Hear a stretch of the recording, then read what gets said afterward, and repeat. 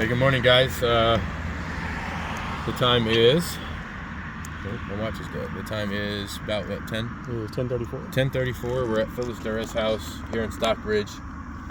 This is a pretty straightforward claim. A storm occurred, a tree fell on a house, damaged all facets of the roof. Here is one of the uncovered impacts here that we're going to try to do a good faith repair attempt at. We got a shingle here to switch off to the side. So I'm going to show you guys the tools that I'll be using. I'll be using that all-in-one roof snake to limit any kind of bending of the shingles, a precision nail puller for those hard to get nails, a hammer, regular roofing nails. So I'm going to use the flat end of this roof snake, this roof tool, to break the shingle seals. Now this is a kind of a newer roof, so I don't think brittleness is going to be an issue here, but you can see how well sealed these shingles are. So I think our issue is going to be, and we'll get to it when we get there, but you can come a little closer. You can hear I'm not jamming this in. I'm just trying to break the seal. I think our issue is going to be here is, oh yeah, that's pretty bad. So let's look underneath it, and you can see here where that's actually the shingle above ripped to the shingle below. And I notice here the shingle below is one that we're not replacing. It does have a little small impact here on it, so it does need to be replaced. But we're gonna move on, and we're just gonna try to do the best that we can at separating these shingles so that we can do a spot repair on it. All right. Now this shingle is already busted up. All right. And you can see why we're having issues here. All right, so that portion was broken. Now the rest of the shingle seems to be in good repair. And this sealant on here is just really strong. I'm trying not to jam it in. I'm just trying to work it.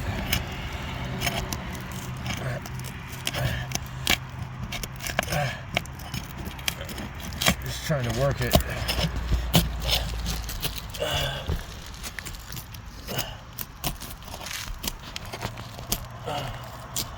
Yeah, see, I don't think there's any really even need on going past this part, as you can see here, we're already having major tearing issues here.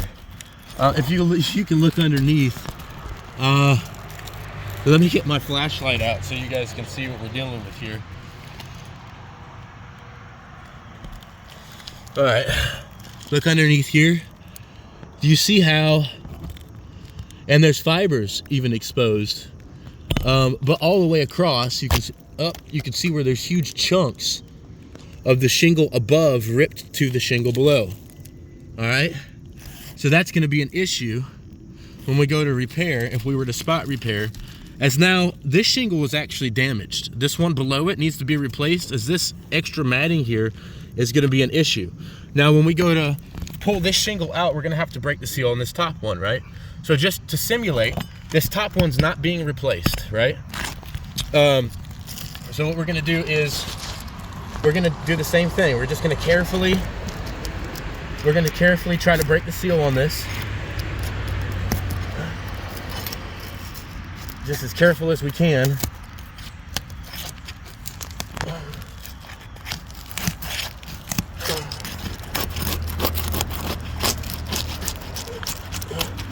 Not being overly aggressive, not jamming the tool in, using it like it's supposed to be used. All right, so this shingle that I just loosened, this top one, is not being replaced. And you can see on this one, all the way across, and here the sun's really good right here, where this shingle is actually, the bottom of this shingle is actually now broken and ripped. That matting, that fiberglass matting underneath here is actually broken. The shingle is no longer functioning. So if we were to spot repair this roof on any facet, and we can go over here to the front facet too. Let's look over here. Here we got a shingle with a clear impact on it, right? We're gonna have to loosen the seal on the one above it that's not being replaced, right?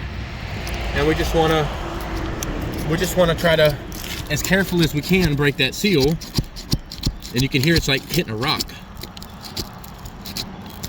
any facet we go to that we try to spot repair. Now look, the shingle's actually broken now.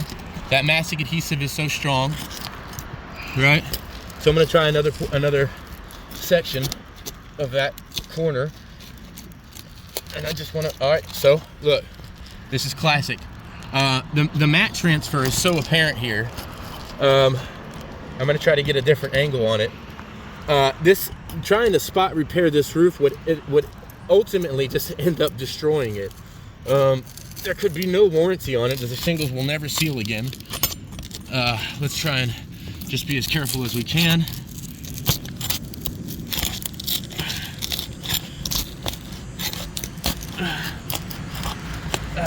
All right, just trying to work our way down. Trying to be as careful as possible. All right.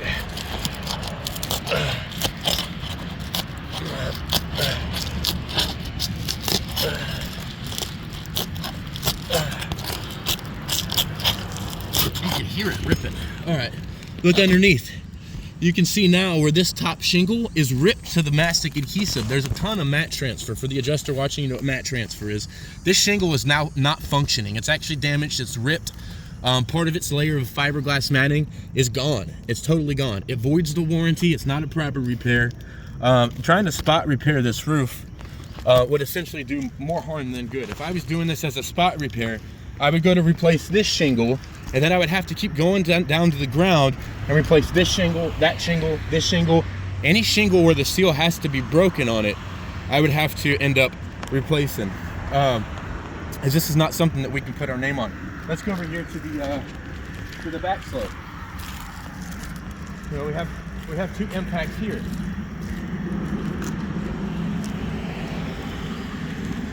Same deal. You know, this shingle needs to be replaced. Seals above need to be broken. You can see, I'm just trying to be as careful as I can.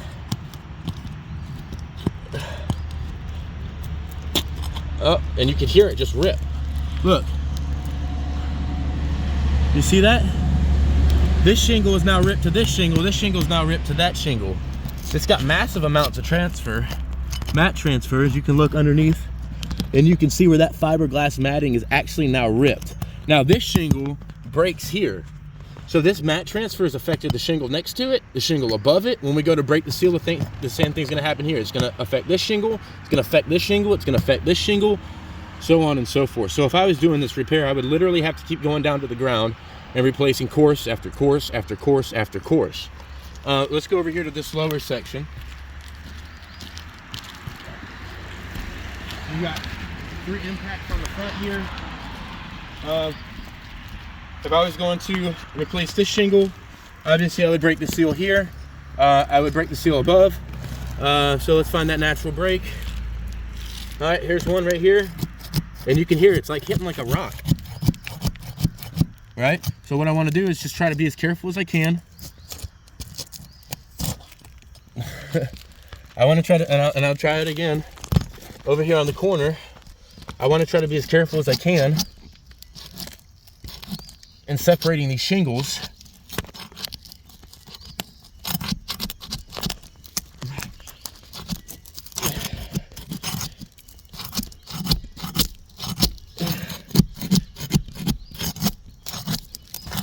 It's just not happening. Now, if I were to go to try to spot repair this is going to do way more harm than good. Look, this shingle that's not being replaced, look, it's broken now. The fiberglass matting is broken. Look, I'm going to wipe off some of those granules so you can see that's broken.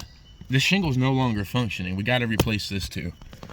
Not to mention, you know, on the spots that there's damaged wood, we're going to have to go all the way down to the underlayment. We're going to have to replace the wood. So this is just something that we want you to take in consideration for the adjuster watching. Don't you see that all facets do have damage on them? All facets do have massive amounts of mat transfer. Any kind of a spot repair here would leave the homeowner in a worse position than she was before.